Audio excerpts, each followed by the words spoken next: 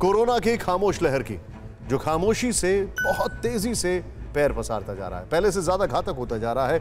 अब बात करते हैं कोरोना की दूसरी लहर के बढ़ते कहर की और उससे निपटने के लिए हिंदुस्तान की तैयारी की। ध्यान से देखिएगा, कल यानी 1 अप्रैल से देश में वैक्सीनेशन का तीसरा चरण शुरू होने जा रहा है, जिसमें 45 साल के ऊपर उम्र वाला कोई भी व्यक्ति वैक्सीन लगवा सकेगा। अभी तक 45 से ऊपर के लोगों के लिए कोमॉर्बिडिटी का जो क्लॉज लगा था वो कल से हट जाएगा। मतलब 45 साल से ऊपर के सभी लोग जो गंभीर बीमारियों से जूझ रहे हैं वो भी और जो स्वस्थ हैं वो भी वैक्सीन लगवा सकेंगे। वैक्सीनेशन का दायरा बढ़ने से संक्रमण की चेन तोड़ने में तेजी आएगी, जो राहत की बात है। लेकिन कोरोना की दूसरी लहर एक बड़ी फिक्र भी पैदा कर रही है, और वो ये कि अभी तक जो दिख रहा है उस हिसाब से कोरोना की नई लहर न सिर्फ ज्यादा संक्रामक नजर आ रही है बल्कि ज्यादा घातक भी साबित होती जा रही है। मतलब ज्यादा से ज्यादा लोगों को चपेट में ले रही है और तेजी से जान ले रही है। देश में लगातार 7 दिन से कोरोना संक्रमण के केस 53,000 से ज्यादा आ रहे हैं। 30 मार्च को मौत के मामले में भी पिछले साल का रिकॉर्ड टूट गया है। कल यानी 30 मार्च को देश में 355 लोगों की कोरोना की वजह से जान गई। इससे पहले एक दिन में इतनी मौत सिर्फ 16 दिसंबर 2020 को दर्ज हुई थी। ऐसे में जब कोरोना का ज्यादा संक्रामक और घातक रूप दिख रहा है, तब इसे रोकने का सबसे कारगर उपाय जल्द से जल्द और ज्यादा से ज्यादा लोगों को वैक्सीनेट करके उन्हें कोरोना का कवच देना। और इसीलिए कल से 45 साल के ऊपर हर व्यक्ति का वैक्सीनेशन शुरू हो रहा है। खास बात यह है कि फिक्र आपकी में हम ये सवाल लगातार उठाते रहे हैं कि जिन जगहों पर संक्रमण ज्यादा है वहां वैक्सीनेशन में तेजी क्यों नहीं दिखाई जा रही है। इस बार इस पर भी ध्यान दिया गया है और कंटेनमेंट जोन में 2 हफ्ते के अंदर 45 साल से ऊपर हर व्यक्ति को टीका देने का लक्ष्य रखा गया है।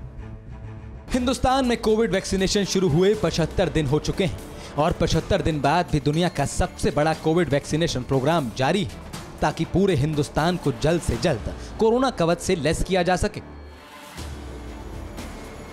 16 जनवरी को देश में सबसे पहले हेल्थ और फ्रंटलाइन वर्कर्स का वैक्सीनेशन शुरू हुआ था।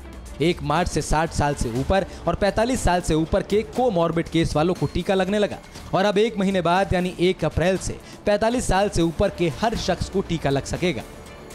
इसके लिए कोविड पोर्टल या आरोग्य सेतु ऐप के जरिए ऑनलाइन रजिस्ट्रेशन करा सकते हैं और ऑन साइट रजिस्ट्रेशन भी, मतलब वैक्सीनेशन सेंटर पर जाकर।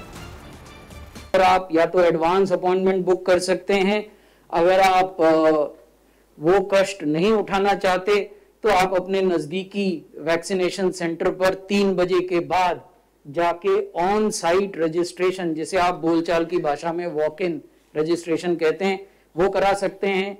लेकिन अगर आप ऑन साइट रजिस्ट्रेशन करना चाहते हैं तो कृपया 3 बजे से पहले न जाएं, क्योंकि 3 बजे से पहले वो लोग हैं जिन्होंने की एडवांस में अपना अपॉइंटमेंट लिया हुआ है।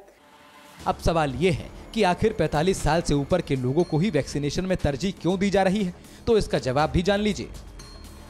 स्वास्थ्य मंत्रालय के इंटरनल सर्वे के मुताबिक भारत में कोरोना वायरस की वजह से हुई मौतों के 90% से ज्यादा मामलों में उम्र 45 वर्ष से ज्यादा रही है। इसी वजह से 45 वर्ष से ज्यादा उम्र के लोगों को हाई रिस्क ग्रुप में रखा गया है।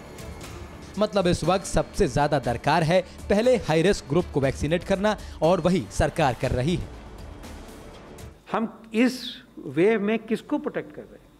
उन व्यक्तियों को प्रोटेक्ट कर रहे हैं जिनको कि कोविड-19 से मार पड़ेगी तो बहुत सीरियस खतरा है बीमारी का, सीरियस बीमारी का और डेथ का। दूसरी लहर के बढ़ते कहर को कम करने के लिए वैक्सीनेशन को लेकर नई स्ट्रेटजी भी अपनाई जा रही है। केंद्र सरकार ने राज्य सरकारों से सबसे अधिक प्रभावित जिलों में अगले 2 हफ्ते के अंदर 45 साल से ऊपर के लोगों को वैक्सीन की डोज देने का निर्देश दिया है। वैक्सीनेशन के मोर्चे पर तेजी लाने के लिए सरकार के इस अहम कदम से कोरोना संक्रमण की चेन को तोड़ने में तेजी आएगी। लेकिन कुछ एक्सपर्ट्स एज लिमिट को और भी कम करके सभी को वैक्सीनेट करने की बात कर रहे हैं। दरअसल 16 जनवरी यानी जब से वैक्सीनेशन शुरू हुआ था, तब से 30 मार्च तक यानी 74 दिनों में देश में 6 करोड़ 24 लाख से ज्यादा लोगों को वैक्सीन की डोज दी जा चुकी है। इसमें दूसरी डोज वाले भी शामिल हैं। मतलब अब तक करीब 4.5% आबादी को ही टीका लगा है। इस हिसाब से 130 करोड़ की आबादी को वैक्सीनेट करने में कई साल लग जाएंगे, यानी वैक्सीनेशन की रफ्तार काफी नहीं है। जाने माने कार्डियोथोरेसिक सर्जन और मेदांता मेडिसिटी के चेयरमैन डॉक्टर नरेश त्रिहन के मुताबिक अब भारत में कोरोना की दूसरी वेव चल रही है, जो काफी भयंकर है। पता नहीं ये वेव कहां जाकर रुकेगी। जितनी जल्दी वैक्सीन लगेगी उतनी ही जल्दी बचाव भी होगा। जब तक 60% लोगों को वैक्सीन नहीं लग जाती तब तक हमें ये सब झेलना ही पड़ेगा। इस राय से कई और एक्सपर्ट्स भी इत्तेफाक रखते हैं। वैक्सीनेशन की रफ्तार को और बढ़ाने की जरूरत बता रहे हैं।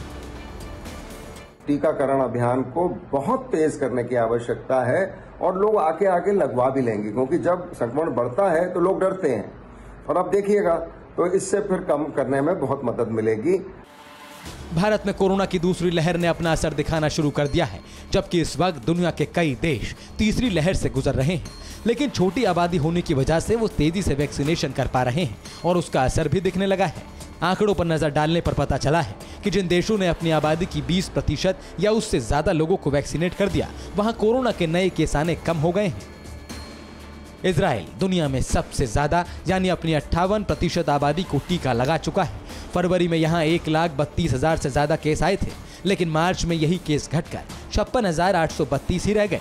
यूके में 43% लोगों को वैक्सीन लगाई जा चुकी है और फरवरी के मुकाबले वहां मार्च में करीब 1,94,000 केस कम आए हैं। अमेरिका अपने 25% नागरिकों को वैक्सीन की डोज दे चुका है और वहां भी मार्च में फरवरी के मुकाबले केसों में जबरदस्त कमी आई है। मतलब जितना जल्दी और जितना ज्यादा लोगों को वैक्सीनेट किया जा सकेगा, हिंदुस्तान में कोरोना की दूसरी लहर को उतना ही कमजोर भी किया जा सकेगा।